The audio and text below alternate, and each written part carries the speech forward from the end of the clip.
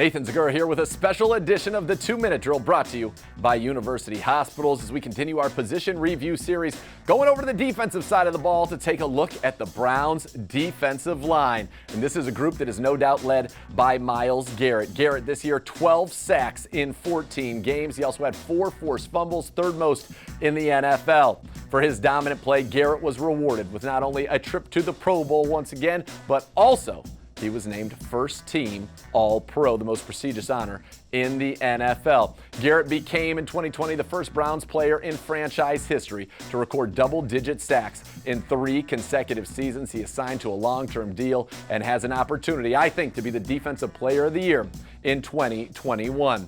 Now, this year, you had Olivier Vernon opposite Myles Garrett, and Vernon, a guy who's been to a Pro Bowl himself, a good sack getter, had kind of struggled a little bit early in his Browns career. Injuries robbed him of being on the field. Well, you wanted peak Olivier Vernon, you got him this year. Vernon, especially when Garrett went down with COVID in the middle of the season for 2 weeks, really stepped it up. He would go on to finish the season with 9 sacks in his final 9 games. Vernon played at a great level before tearing his Achilles in the Week 17 playoff clinching win over the Pittsburgh Steelers. You couldn't ask for more from Vernon this year. He was out there all season long, every snap, playing the run, playing the pass. He was huge for the Browns.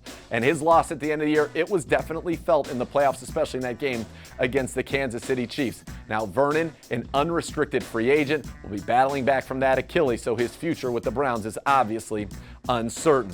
Staying in that defensive end room, the Browns have veteran Adrian Clayborn. He came in 3.5 sacks this year, third on the team with 27 pressures. He started that game against Kansas City and played well in it. Clayborn would currently be penciled in as the starter opposite Myles Garrett, looking forward to the 2021 season.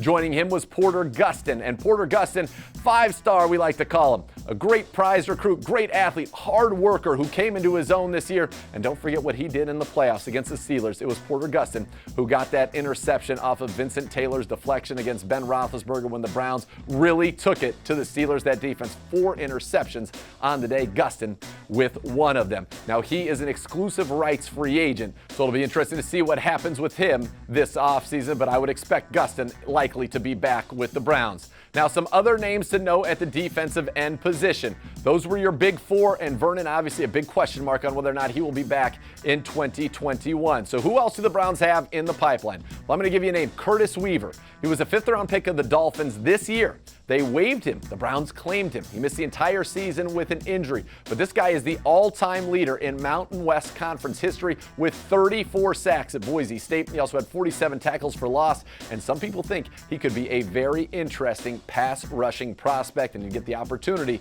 to work opposite Myles Garrett. He's a name to watch this offseason for the Browns. They also have Joe Jackson and Cameron Malveaux, 2 guys who saw limited action on the active roster this season. Malveaux also spending time on the Browns practice squad. And now we'll turn our eyes to the inside, the interior of the Browns defensive line, that defensive tackle room, and it was one that was led by Sheldon Richardson. He was just consistent. He was there week in, week out, making big plays for the Browns. He had on the season 4.5 sacks, 41 pressures, second on this team, and was huge in the run game. Who can forget the 4th down stop against the Tennessee Titans, the forced fumble on Derrick Henry in that same game? And you gotta love Sheldon. Whenever you get him mic'd up, what a personality, a real leader on this defense. Next to him, Larry Ogunjobi was your other starter in 2020. Ogunjobi, finishing out his 4 years with the Browns, a former 3rd-round pick out of Charlotte, has been a mainstay with this team, and it was great to see him get to be a part of this success. Now, he will be an unrestricted free agent at the end of this season.